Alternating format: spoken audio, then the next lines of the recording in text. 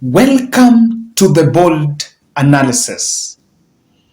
The hypocrisy level of leaders in this country is worrying. One edge of this country's razor blade is blunt enough to withdraw graft petitions and criminal charges against people. The other edge is sharp to imprison someone who never stood with the cause. I'm speaking about the petition to remove the breakaway, the majority commissioners at IBC. And maybe for those who did not follow, I just want to take you through the events of the day. Then we shall draw interpretations from what Azimio lawyers are saying and also what the petitioners are saying. So in the morning, the session was supposed to start, and Azimio lawyers, or the lawyers that were representing the commissioners, and the minority side, that is membership of the members of the Justice and Legal Affairs Committee, led by Junet Mohammed, they came and brought in objections about the process that was just supposed to start. And I think successfully, Azimio team, the leadership of Azimio, Raila, Kalonzo, and Martha Karua, walked in the room, and their walking in was just strategic to attract the attention of the country.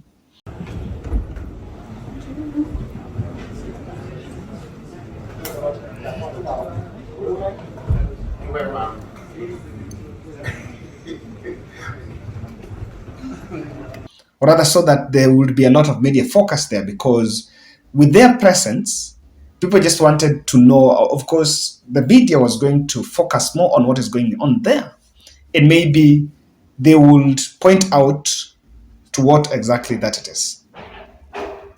I have looked at the side, what the lawyers are saying and what the petitioners are saying. And I am a bit not persuaded by the motive, because on the other side, the proponents of the petition to remove commissioners are saying that election was free and fair and everything was fine. But on the other end, you are removing commissioners with an intention, with a case, a charge sheet that something did not go right. Now, if election was free and fair and you won, so what is this that the commissioners did not to make that election free and fair? Because if you won free and fair, then why are you going after the other commissioners? It's very interesting. And in my conversation with a good lawyer, Wara, I was just trying to ask him a question. This question, and I don't know whether you can also wonder about this. Kenya Kwanza believes the election was free and fair, and they won. I won free and fair. And so Chebukati was the hero of the hour. However, some commissioners, the 4 commissioners that never supported those results, are now being hounded out. What is it? You won free and fair, election was fine. Why are you going after people? You know, actually, I'm even saying they're even casting the doubt on it. They're even casting the doubt on the results. So, interestingly, this is what the lawyers are saying. And it's a bit worrying, because some of the accusations that are being leveled against the Cherera 4, IBC at the Supreme Court case versus Azimio la Umoja versus Raila and Martha Karua, the judges made pronouncements. And I did see anywhere in the Supreme Court verdict that they interdicted the commissioners.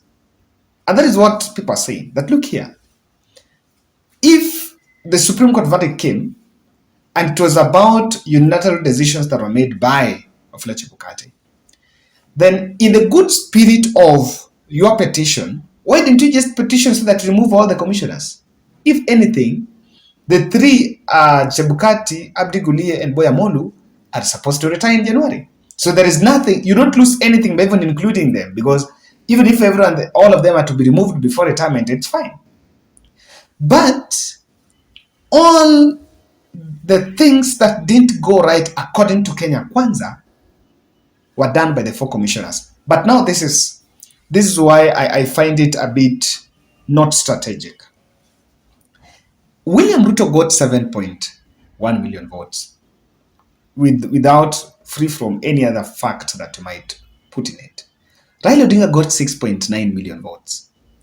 If you put that in a percentage, this country, there are people who support Raila. There are people who also, before the commissioners, the four commissioners that we are now trying to harass around, did not support the other results.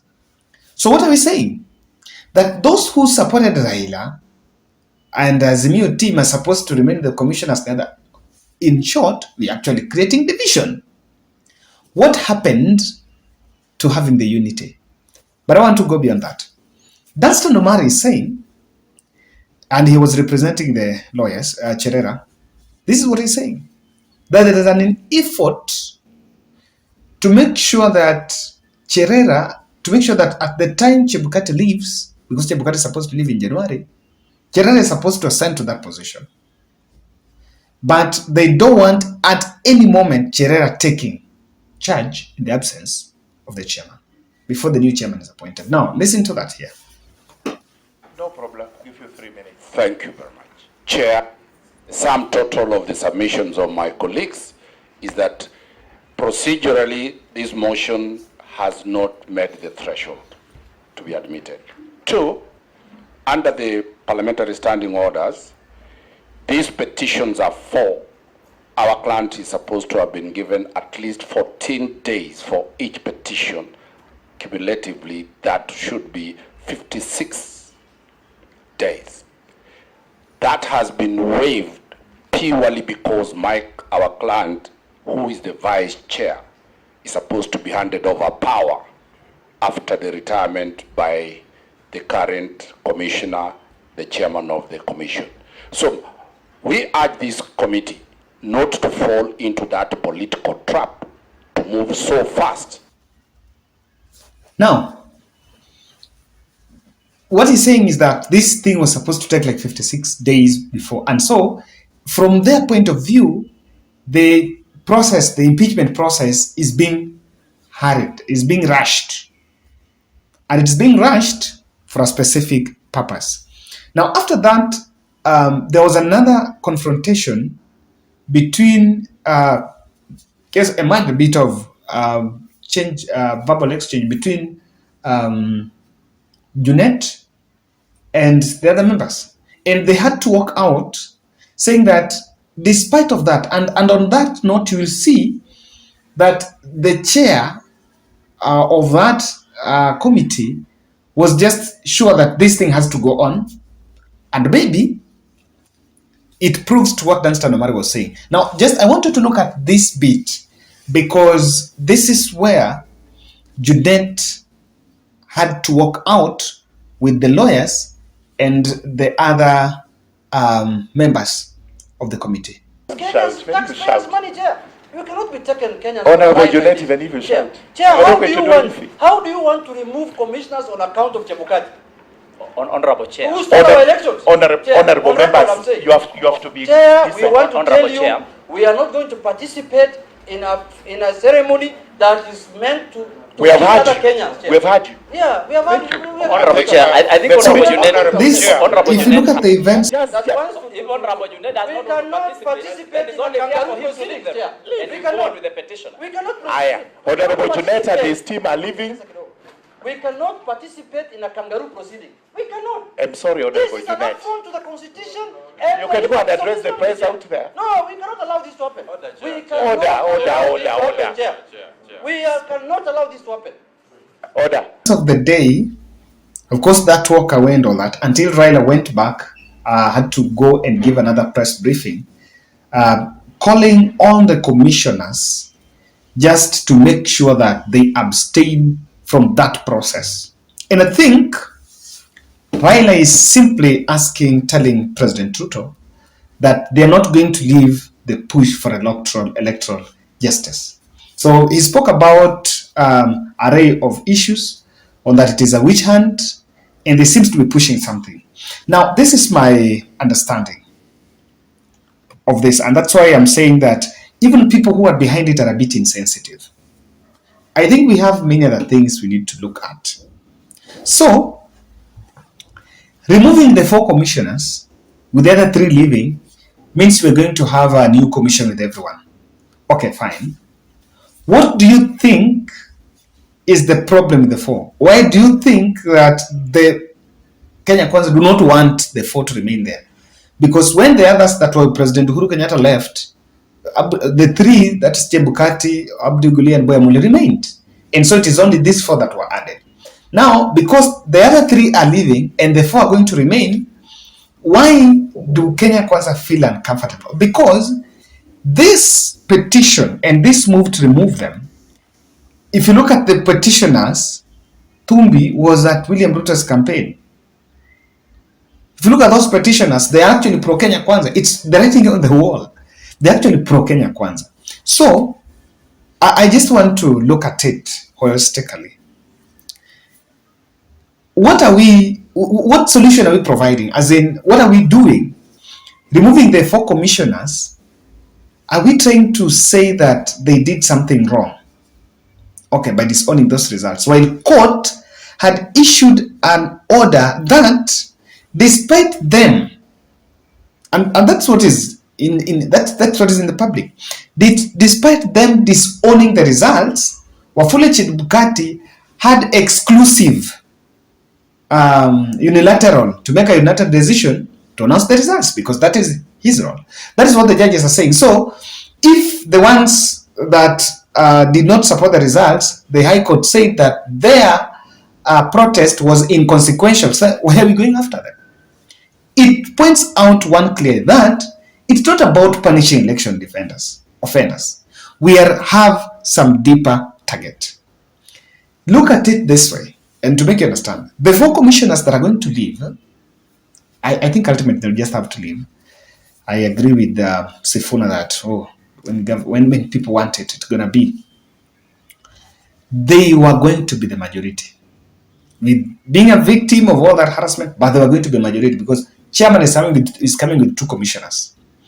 What happens, you have 4 that are pro-Azimio, and then some other 3 also come. What kind of commission are you going to have? Differently, politically, I think Kenya Kwanza would also want a commission that is in conformity. You know why? There have been conversations, and people are asking, is it about 27? Even 2027 is far. There is a constituency review process that is supposed to happen next year. And there have been conversations about splitting counties. I don't know splitting or merging, but I've only heard of splitting counties. There have also been a conversation about the constituencies. So at that level, there are some areas that might be added, that counties that might be split into 2. I've seen Natembea objecting that, saying that's not the right thing. So that is why there is a lot of its stake into the next commission. Number 2, I think it is a trap to provoke the Azimio front so that they can push another electoral reform to divert the attention of Kenyans from GMO. I can tell you, if there is a conversation, or rather, if there is an issue that has emerged very thorny, and I think government simply is finding itself in a very difficult position to defend itself, is about the GMO. So this is coming now, and it's successfully being laid bare in the table so that Azimio will pick it up and run with it. That's my speculation to it. But do we also want to sanitize Chebukati? When we punish the other 3, we're simply trying to push, we have our hero, Chebukati, somewhere. So that after maybe leaving, he can easily get a soft landing. give our election system a clean bill and stop election reforms. And that is to Kenyans. That is the greatest worry that you should have. I can still repeat. The system that was used in the last general election, Waki report spoke about progressiveness. It has to be progressive. If we are still going to go the Portal way, with all those stories, I've had a privilege of talking to experts who are into the IT sector. Those things can be manipulated. And I can tell you, it was at the governor. This time round, we'll go to the county, constituency, senate, and all that. We are going to erode our democracy. I may not have a very strong case against the ICT, but I believe that with all that, the doubts in it and the loopholes that we've seen different lawyers arguing, we need to review it. But there seems to be another team that wants a status quo. Maybe majority will have their way, but it's a test of time. On Cherera, why are we leaving Chebukati? Why are we going after the Chereras while Supreme Court gave them a clean bill? Why are we going after the Chereras while we say the election was free and fair? I don't know. Maybe I'm not getting it. I want to read the comments, what you're saying.